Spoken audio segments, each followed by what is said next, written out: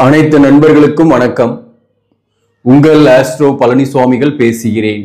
இந்த காணொளியில மீனம் ராசிக்கு மார்ச் மாதம் எப்படி இருக்கும் என்பதை பற்றி பொது பலனாக பார்க்கலாம். இந்த மீன ராசியை பொறுத்தவரையிலும் ஏழரைச்சனியோட விரையச்சனி காலகட்டம் ஒரு பக்கம் பாதிப்பு கொடுத்தது என்றால், ஜென்ம ராகு கொடுத்த பாதிப்பு மிக அதிகம். அதோட தாக்கங்கள் என்பது எதிர்பாலினரால் நிறைய பாதிப்புகள், குறிப்பா திருமண வாழ்க்கையில பிரிந்திருக்கிறது, கடன் ஒரு பக்கம், உடல் நலத்துல ஒரு பாதிப்பு, இப்படி நிறைய போராட்டங்கள் தான் கடந்த 3 ஆண்டுகளாக பெரிய போராட்டத்தில் தான் மீனராசி நண்பர்கள் இருக்கீங்க.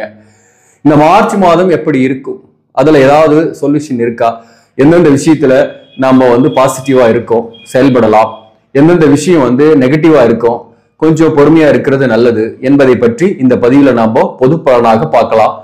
இந்த மாதத்தை பொறுத்தவரையிலும் 6 சூரியன் 12ஆம் பாவகத்துல முதல் 15 நாள் இருக்கிறது பெரிய விபரீத ராஜயோகம் தான்.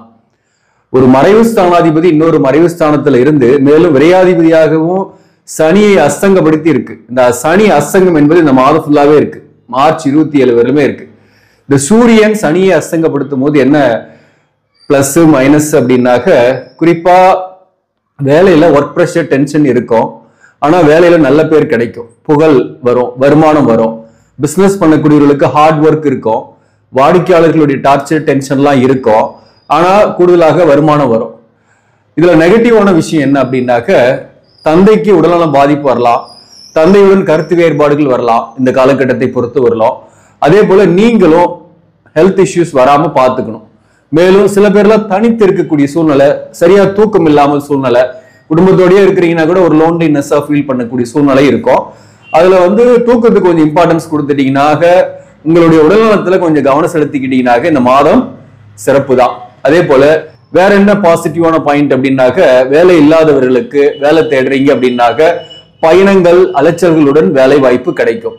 மேலும் கடனுடைய அழுத்தம் இல்லாம இருப்பீங்க. ஏற்கனவே கடன் பட்டாச்சு, கடனுடைய அழுத்தம் சுமையாக இருக்குன்னா இந்த மாதத்தை பொறுத்தவரையிலும் கடனுடைய அழுத்தம் இல்லாம இருப்பீங்க. கடனை கொஞ்சம் ரீபேமெண்ட் பண்ணீங்கன்னாக்க கடனுடைய அழுத்தம் இல்லாம இருப்பீங்க, அதுக்கான வாய்ப்பு இருக்கு. குறிப்பா இந்த உத்திரட்டாதி நட்சத்திரத்தில் பிறந்தவங்க இந்த நேரத்துல கடுமையான மன அழுத்தத்தில் இருப்பீங்க. ஏன்னா ஜென்மத்துல உங்க நட்சத்திரத்தில் தான் ராகு இருக்கு. அதனால உத்திரட்டாதி நட்சத்திரத்தில் பிறந்தவங்களை பொறுத்தவரையிலும் இந்த காலகட்டத்துல கடனுடைய அழுத்தம் இல்லாம இருக்குன்னா ஒரு 1000 ரூபாவது கடனுக்கு போய் ரீபேமெண்ட் பண்ணிடுங்க பாருங்க, உங்களுக்கு அழுத்தம் இல்லாம இருக்கும். குறைந்த அளவுக்காவது பண்ணுங்க. அதே போல கொஞ்சம் டிராவல் பண்ணிட்டு வாங்க, எங்கேயாவது ஒரு சுப செலவு பண்ணுங்க. அதே போல வறியவர்கள் அல்லது வயதானவர்களுக்கு ஒரு செருப்பு ஒண்ணு வாங்கி கொடுங்க. அது உங்க சொந்த பந்தமாவும் இருக்கலாம், இல்ல அசலா கூட இருக்கலாம். அப்படிப்பட்டவர்களுக்கு நீங்க ஒரு செருப்பு ஒண்ணு வாங்கி கொடுங்க, அதுவும் ஒரு சூட்சமமான விஷயம் தான். இந்த மாதிரி சுப செலவுகள் செய்யும் போது வருமானமும் கூடுதலாக வரும், அசுப செலவுகளும் குறையும். இந்த உத்திரட்டாதி நட்சத்திரத்தில் பிறந்தவர்களுக்கு மட்டும் இந்த உடம்பு விஷயத்துல கொஞ்சம் கவனமா இருக்கணும். மன அழுத்தம் இருக்கும், தூக்கமின்மையெல்லாம் இருக்கும். கணவன் மனைவி பிரிஞ்சு இருக்கிறோம் அப்படின்றவங்க சேர முடியுமான்னாக இந்த உத்திரட்டாதி நட்சத்திரத்தில் பிறந்தவர்களுக்கு இந்த காலகட்டத்தில் சேரத்துக்கான வாய்ப்புகள் இல்லை அப்படின்றதுதான் பொது பலனா நான் சொல்றேன். இதற்கு மேல நீங்க தெரிஞ்சுக்கணும்னா உங்க சுய ஜாதகத்தை செக் பண்ணிங்க. ஏன்னா உங்க சுய ஜாதகத்தை பேஸ் பண்ணி தான் எல்லாமே, கலஸ்தர தோஷம் தார தோஷம் மாதிரி இருக்குன்னாக அது டிவோர்ஸ் இந்த மாதிரியான வழக்குகள்ல தான் போயிருக்கும் ஆல்ரெடி. அப்படி இல்லைனாக தனித்தனியா இருப்பீங்க, அப்பப்போ கூட பேசிக்குவீங்க, நடுவில் கூட சந்திக்கக்கூடிய வாய்ப்புகள்லாம் வந்திருக்கும். அப்படி இல்லாதவர்களுக்கு சொல்றேன். அப்படிப்பட்டவர்களாம் கொஞ்சம் பொறுமையா இருங்க. உத்திரட்டாதி நட்சத்திரத்தில் பிறந்தவங்களை பொறுத்தவரை கொஞ்சம் பொறுமையா இருந்தீங்கன்னா சேர்றதுக்கான வாய்ப்புகள்லாம் வரும். அதாவது தோஷங்கள் இல்லாம இருக்கு, தற்காலிகமா தான் பிரிஞ்சு இருக்கிறோம் அப்படின்னா அவர்களுக்கு எல்லாம் வாய்ப்பு இருக்கு சேர்றதுக்கு, பொறுமையா இருந்தீங்கன்னா சரி. அதே போல ரேவதி நட்சத்திரத்தில் பிறந்தவர்களை பொறுத்தவரையிலும் உடம்பு கவனிச்சுக்கணும், ஹெல்த் இஷ்யூஸ் வராம பாத்துக்கணும். உங்களுக்குமே கூட ஒரு நட்பு அல்லது ஒரு காதல் போன்றவையில இருந்திருக்கீங்க, அல்லது வாழ்க்கை துணைவரோடு பிரிந்திருக்கிறது போன்றவையெல்லாம் நிறைய கடந்த காலத்துல ஏற்பட்டிருக்கும். இன்னமும் சில பேருக்கு சேர முடியல அல்லது இந்த பிரச்சனைகள் தீரல அப்படின்றதுதான் ரேவதி நட்சத்திரத்தில் பிறந்தவர்களுக்கும். வழக்குகள்ல இருக்கீங்க, நீங்க வழக்கு போட்டிருக்கீங்க அப்படின்னாக்க வழக்குகள் உங்களுக்கு சாதகமாக வரும். அதேதான் இந்த மாதம் 6 இருக்கிறதுனால மாதத்தோட முதல் பகுதியில வழக்கு யார் போட்டிருக்காங்களோ அவங்களுக்கு அது சாதகமாக இருக்கும் இந்த காலகட்டம். ரேவதி நட்சத்திரத்தில் பிறந்தவர்கள் பிரிந்தவர்கள், கணவன் மனைவி பிரிஞ்சிருக்கீங்கன்னா சந்திக்கிறதுக்கான வாய்ப்புகள்லாம் உண்டு. அதாவது தற்காலிகமாக பிரிந்தவர்கள், இதுல தோஷத்தோடு பிரிந்திருக்கிறீங்க அப்படின்னா சந்திக்க வாய்ப்பு இல்லை, சேர்றதுக்கான வாய்ப்பும் குறைவுதான். அதையும் நான் தெளிவுபடுத்திடுறேன். அதே போல இந்த பூரட்டாதி நட்சத்திரத்தில் பிறந்தவர்களுக்கும் சனி பகவானை பொறுத்தவரையிலும் பூரட்டாதி நட்சத்திரம் தான் இருக்கு. அப்ப பூரட்டாதி 4ஆம் பாதத்துல பிறந்தவர்களுக்குமே கொஞ்சம் பாதிப்புகள் இருக்கும். ஒரு தேவையற்ற பிரச்சனைகள் உங்களை தேடி வரலாம். அதே போல மன அழுத்தம் இருக்கும். வேலை பார்க்கக்கூடிய இடத்துல ஒர்க் ப்ரெஷர், டென்ஷன் இருக்கும். மேலதிகாரிகள் கிட்ட நீங்க கொஞ்சம் நாசுக்கா நடந்துக்கிட்டீங்கன்னா உங்களுக்கு நல்ல பேரே தான் கிடைக்கும். மேலும் இந்த மாதத்தை பொறுத்தவரை உறவுகள் விஷயத்துல, கணவன் மனைவி உறவு விஷயத்துல கொஞ்சம் விட்டு கொடுத்து போயிட்டீங்கன்னா எந்த பிரச்சனையுமே கிடையாது. கணவன் மனைவிக்குள் கருத்து வேறுபாடுகளா வரக்கூடிய வாய்ப்புகளும் இந்த மாதத்தை பொறுத்தவரையில உண்டு. அதனால கொஞ்சம் பொறுமையா இருந்தீங்கன்னாக இந்த புரட்டாதி நட்சத்திரத்தில் பிறந்தவர்களுக்குமே கூட பாதிப்பு இல்லை. அதே போல புரட்டாதி நட்சத்திரத்தில் பிறந்தவர்களுக்கு வேலை விஷயமா ஒரு நெருக்கடிகள்லாம் இருக்கும் இந்த மாதத்தை பொறுத்தவரையிலும். இதற்கு முன்பு இருந்தது. சோ இந்த நேரத்துல இருக்கிற வேலையை காப்பாத்திக்கிறது நல்லது. புதிய முயற்சி எல்லாம் செய்யாம கொஞ்ச நாளைக்கு இருக்கிற இடத்துல ஒர்க் பண்ணீங்கன்னாக்க பெட்டர். இப்போ இந்த மாதத்தை பொறுத்தவரையிலும் ஜெனரலா சொல்லணும்னாக்க இந்த சூரியன் மாதத்துல முதல் பகுதியில 12ஆம் பாவகத்துல இருக்கு. மார்ச் 15ஆம் தேதியில இருந்து உங்க ராசியிலே இருக்கு. உங்க ராசியில தான் கூட்டு கிரக சேர்க்கை ஏற்பட்டு இருக்கு. அதாவது மாதத்தோட தொடக்கத்திலேயே சுக்கிரன் வக்ரம், உச்ச சுக்கிரன் வக்ரமாகும் போது நீசத்திற்கு இணையான பலனை செய்யும். ஆனாலும் ராகுவோட சேர்ந்திருக்கு. ராகுவோட சுக்கிரன் சேர்க்கை என்பது பாத்தீங்கன்னாக்க புதன் அங்க நீசம் பெற்று முதல் 15 நாள் இருக்கும். அதுக்கப்புறம் நீச பங்கம் ஆகும், அதாவது வக்ரம் ஆகும். அப்போ நீச பங்கம் ஆகுதுன்னு அர்த்தம். அப்போ ராசிக்கு 7 கூடியவன் ராசியிலே இருந்து நீச பங்கம் ஆகும் போது மேக்சிமம் இந்த மறுமணம் ஆகிறதுக்காக ட்ரை பண்ணிக்கிறீங்க, மறுமணத்திற்காக வரன் பாக்குறீங்கன்னா அவர்களுக்கெல்லாம் இந்த காலகட்டத்தில் மறுமணத்திற்கான வரனும் அமையும், திருமணமும் ஆகக்கூடிய வாய்ப்புகளும் உண்டு. அதே போல எதிர்பாலினருடைய நட்பு, காதல் போன்றவை சில பேருக்கு ஏற்படும். பாதை மாறும் வாழ்க்கை அப்படின்னே சொல்லலாம் இந்த மாதத்தை பொறுத்தவரை. சில பேருக்கு சொல்ற, எல்லாருக்கும் கிடையாது. சில பேருக்குலாம் ஒரு புதிய உறவு வரலாம், அல்லது புதிய அப்ரோச்சஸ் வரலாம், அல்லது நீங்க எதிர்பார்க்காத இடத்துல இருந்து உங்களுக்கு ஒரு அன்பு, ஒரு பாசம் இதெல்லாமே வரலாம். அது நண்பர்களாக வரலாம், காதலர்களாக வரலாம், அல்லது ஒரு வெல்விஷரா கூட வரலாம். முதல்ல அது ஆணாக இருக்கலாம், பெண்ணாக இருக்கலாம். ஆனா உங்களுக்கு ஒரு சப்போர்ட் கிடைக்கும். இது 3 நட்சத்திரத்தில் பிறந்தவர்களுக்குமே சொல்ற, உத்திரட்டாதி, புரட்டாதி, ரேவதி நட்சத்திரத்தில் பிறந்தவர்களுக்குமே சொல்ற. இதுல அதிகபட்ச வாய்ப்பு ரேவதி நட்சத்திரத்தில் பிறந்தவர்களுக்கு அதிகபட்ச வாய்ப்புகள் இருக்கு. இப்போ இந்த சுக்கிரன் புதன் வக்ரம், சுக்கிரனும் வக்ரம், அதே போல ராகுவோடு சேரும் போது அது மாற்றும் மதத்தினராக இருக்கலாம், அல்லது வேற்றுமொழி பேசக்கூடியவர்களிலிருந்து உங்களுக்கு ஆதரவுகள் வரலாம் இந்த காலகட்டத்தை பொறுத்தவரையிலும். மேலும் கண் தொடர்பான பிரச்சனைகள், பல்லு, இந்த மாதிரி விஷயத்துல கொஞ்சம் கவனம் செலுத்தீங்க. மேலும் ராசிலேயே 8 கூடியவன் சுக்கிரன் வக்ரமாகி நிற்கிறார் ராகுவோடு இருக்கும் போது இந்த காலகட்டத்தில் கொஞ்சம் விரயம், செலவுகள் நிறைய பண்ணக்கூடிய வாய்ப்புகள்லாம் உண்டு. கொஞ்சம் எக்ஸ்பென்சஸ் உங்களுக்குன்னு கொஞ்சம் நிறைய பண்ணுவீங்க. அது சுப செலவாக பண்ணிட்டீங்கன்னா அசுப செலவுகள் இல்லாம போயிடும். அதே போல இந்த சுக்கிரன் ராகு சேர்க்கை என்பது பாத்தீங்கன்னாக்க நெகட்டிவா திங்க் பண்ணீங்கன்னா நெகட்டிவா நடக்கும்.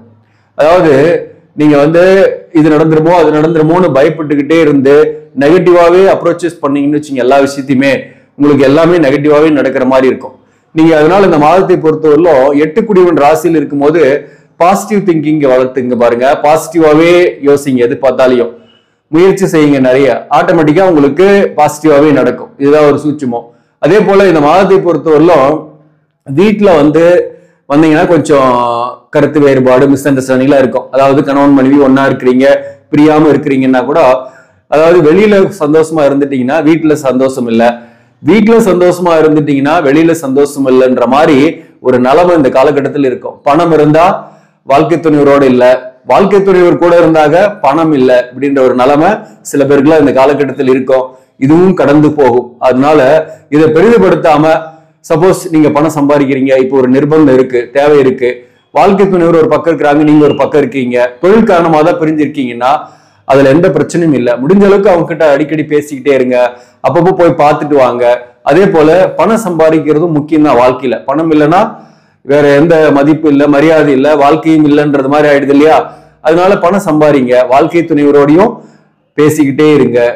என்னைக்கும் ஒரு நட்பு, ஒரு பாசம், அன்போட புரிதலோடு இருக்கும்போது எப்படிப்பட்டவர்களும் நம்மளை விட்டு விலக மாட்டாங்க, போக மாட்டாங்க.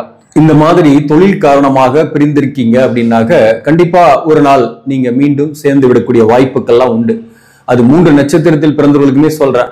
அதாவது சண்டை, சச்சரவு, போராட்டம், அதுவும் வாழ்க்கை துணைவருடைய உறவுகள் வகையில போராட்டம், பிரச்சனைகள், அப்படி பிரிந்தவர்கள், அப்படி பாத்தீங்கன்னாக்க ஏதாவது ஸ்டேஷன் போயிருப்பீங்க, போலீஸ் ஸ்டேஷன்ல கம்ப்ளைண்ட் கொடுக்கறதுக்கு, அல்லது வழக்கு போட்டிருப்பீங்க. இந்த மாதிரி அவர்களுக்கு தான் அந்த தோஷங்கள் இருக்குன்னு நம்ம தெரிஞ்சுக்கலாம். அப்படிப்பட்டவர்கள் தான் சேரத்துக்கான வாய்ப்புகள் ரொம்ப குறைவு.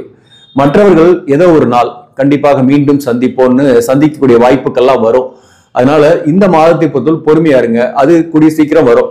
அதாவது ஜென்ம ராகு விலகும் போது, சனி உங்க நட்சத்திரத்தை கடக்கும் போது, உங்க நட்சத்திரத்துல சனி இருக்கக்கூடாது, அந்த மாதிரி காலகட்டத்துல மீண்டும் சேரக்கூடிய வாய்ப்புகள்லாம் வரும். அது வரலும் நம்ம பிரச்சனையை பெரிதுபடுத்தாம இருக்கணும். அதுதான் முக்கியமா நான் சொல்ல வர்றது. அடுத்தது, இந்த மாதத்தை பொறுத்தவரையிலும் முக்கியமா சொல்ல போனாக்க, இந்த ராசிலேயே இந்த கூட்டு கிரக சேர்க்கை சூரியனும் ராசிக்கு வந்துடும். 6 குடியவன் சூரியன் ராசியில வந்துருது இல்லையா மாதத்தோட பிற்பகுதியில. அப்போ கோபம், டென்ஷன், ஒரு இனம் புரியாத கவலைகள் இதெல்லாமே இந்த மாதத்தை பொறுத்தவரையிலும் பிற்பகுதியில கொஞ்சம் ஜாஸ்தியாவே இருக்கும். அதனால ஹெல்த் பாதிக்கப்படலாம், அதனால தூக்கம் கெடலாம். இந்த சூரியன் ராசியில் இருக்கும்போது ஒரு இனம் புரியாத கவலை, எதிர்கால வாழ்க்கையை பற்றிய பயமும் இருக்கும். அதுல குறிப்பா உத்திரட்டாதி நட்சத்திரத்தில் பிறந்தவங்களுக்கு கொஞ்சம் அதிகமாகவே இருக்கும். உங்களை மற்றவங்க உறவுகள்லாம் தவறா புரிஞ்சுக்குவாங்க. அதாவது அந்த டென்ஷன், கோபத்தை வெளிக்காட்டினீங்கன்னாக்க மற்றவர்கள் தவறாக புரிந்து கொள்வார்கள் உங்களை. நீங்க சரியான விஷயத்த சொல்லுவீங்க, நியாய தர்மத்தை பேசுவீங்க, நீதி நியாயத்தை கட்டுப்பட்டவராகவும் இருப்பீங்க. ஆனாலும் உங்களுடைய உறவுகள், உங்களை சுத்தி இருக்கக்கூடிய உறவுகள், ஏன் வாழ்க்கை துணைவர் கூட இது மாதிரியே நம்ம பேசும்போது தவறாக புரிந்து கொள்வார். அதனால சில மனஸ்தாபங்கள்லாம் குடும்ப வாழ்க்கையில வரும். அதனால கொஞ்சம் உங்களை கட்டுப்படுத்திங்க. இந்த நேரத்துல மௌனத்தால் இந்த மாதத்தை பொறுத்தவரை நீங்க சாதிக்கலாம். அதுதாங்க நான் சொல்ல வரேன். மேலும் எங்கேயாவது பாத்தீங்கன்னா கோயில் குளத்துக்கு போயிட்டு வாங்க. முக்கியமா இந்த சனீஸ்வரன், அதாவது விரைச்சனி, இப்போ ஜென்மசனி ஆக போகுது இல்லையா, நீங்க சிவபெருமான் வழிபாடு தொடர்ந்து செய்யுங்க. திருவண்ணாமலை போயிட்டு வரலாம், கிரிவலம் போயிட்டு வாங்க. மாசம் கூட போகலாம், அமாவாசை நாட்கள்ல போகலாம், அல்லது பௌர்ணமி நாட்கள்ல போகலாம். உங்களுக்கு நல்ல பலனை ஏற்படுத்தும். அப்படி இல்லைனாக கும்பகோணம் பக்கத்துல இருக்கிறவங்க மயிலாடுதுறை போற பாதையில் இருக்கக்கூடிய திருப்புவனத்துல சரபேஸ்வரர் கோயில் இருக்கு, அங்க போயிட்டு வரலாம். சரபேஸ்வரர் கோயிலுக்கு என்னைக்கு வேணாலும் போகலாம், கண்டிப்பா அது உங்களுக்கு நல்ல பலனை கொடுக்கும். திருவண்ணாமலைக்கு அமாவாசை பௌர்ணமி நாட்கள்ல அல்லது பிரதோஷ நாட்கள்ல போயிட்டு வாங்க. இதெல்லாம் உங்களுக்கு இந்த மாதிரி செலவுகள் பண்ணும்போது அசுப செலவுகள் குறையும். இந்த செவ்வாய் 2 குடிவன் 9ஆம் அதிபதி உங்க ராசிக்கு 4ஆம் இடத்துல இருக்கிறார். தாய் வழி உறவுகள்ல சில பிரச்சனைகள், கருத்து வேறுபாடுகள் வரலாம். தாயாருக்கு உடல்நலத்துல சில தொந்தரவுகள், பிரச்சனைகள் போகும். தாயாரின் உடல்நலத்துல கவனம் செலுத்திக்கணும். அதே போல நீங்க நிறைய எக்ஸ்பெக்ட் பண்ணக்கூடாது இந்த காலகட்டத்துல வாழ்க்கை துணைவர்கிட்ட. அது உங்களுக்கு வாழ்க்கை துணைவர்கிட்ட கிடைக்காது. குறிப்பா கணவன் மனைவி ஒற்றுமையா இருக்கிறீங்க, பிரியாம இருக்கிறீங்கன்னா நிறைய எக்ஸ்பெக்ட் பண்ணீங்கன்னா அவங்க கிட்ட பெருசா கிடைக்காது. அப்போ ஒரு மகிழ்ச்சியற்ற தன்மை ஏற்படும். அதனால இந்த மாதத்துல நிறைய விட்டு கொடுத்து போனோம். ஆனா ஏதோ ஒரு வகையில வாழ்க்கை துணைவர் உங்களை நேசிக்கக்கூடியவராகவும் சில பேருக்குலாம் இருப்பாங்க. அதாவது பிரியாம இருக்கிறவங்களுக்கு சொல்றேன் நானு. இந்த மாதத்தை பொறுத்தவரை எந்தெந்த தொழிலெல்லாம் சிறப்பாக இருக்கும் அப்படின்னாக்க, வாக்கால் பிழைக்கக்கூடிய தொழில், மார்க்கெட்டிங் துறையில் இருப்பவங்க, அலைச்சலுடன் பணி செய்யக்கூடியவர்கள், மேலும் computer, engineering, electrical electronics, real estate, ஏற்றுமதி இறக்குமதி, உணவு சார்ந்த துறை, மருத்துவம் சார்ந்த துறை, இந்த துறைகளில் இருப்பவர்களுக்கெல்லாம் நல்ல முன்னேற்றங்கள் உண்டு, வருமானம் வரும். நிர்வாகத்தில் இருப்பவர்கள் மற்றும் அக்கௌண்ட்ஸ், ஆடிட்டிங், காமர்ஸ் இந்த மாதிரியான துறைகளில் இருப்பவர்களுக்குமே முன்னேற்றங்கள் உண்டு. இந்த மாதத்தை பொறுத்தவரையிலும் அரசு பணியில் இருப்பவர்களுக்கு திடீர்னு பதவி உயர்வோ ஊதிய உயர்வு கிடைக்கலாம், அல்லது சில பேருக்கு டிரான்ஸ்பர் கூட கிடைக்கிறதுக்கான வாய்ப்புகள் உண்டு. படிக்கக்கூடிய மாணவர்களை பொறுத்தவரையிலும் இந்த மாதத்துல ஹெல்த்ல பாதிப்பு இல்லாம பாத்துங்க. நிறைய நேரம் கண் விழிச்சு படிக்கிறதுனால கூட ஹெல்த் பாதிக்கலாம். அதனால தூக்கத்துக்கும் கொஞ்சம் இம்பார்ட்டன்ஸ் கொடுத்து படிக்கவும் செய்யுங்க. இந்த மாதத்துல எழுதக்கூடிய தேர்வுகளில் நல்ல மதிப்பெண் வாங்குவீங்க. ஆக நண்பர்களே, இந்த பதிவு உங்களுக்கு பிடிச்சிருந்தாக லைக் பண்ணுங்க, இதை மற்றவர்களுக்கும் ஷேர் பண்ணுங்க. இன்னும் நம்ம சேனலை சப்ஸ்கிரைப் பண்ணாம பாக்குறவங்க சப்ஸ்கிரைப் பண்ணி கண்டினியூ பண்ணுங்க. இதன் மூலம் உங்களுக்கு ஒரு சரியான ஜோதிட தகவல்களும் ஆன்மீக தகவல்களும் கிடைக்கும். நன்றி, வணக்கம்.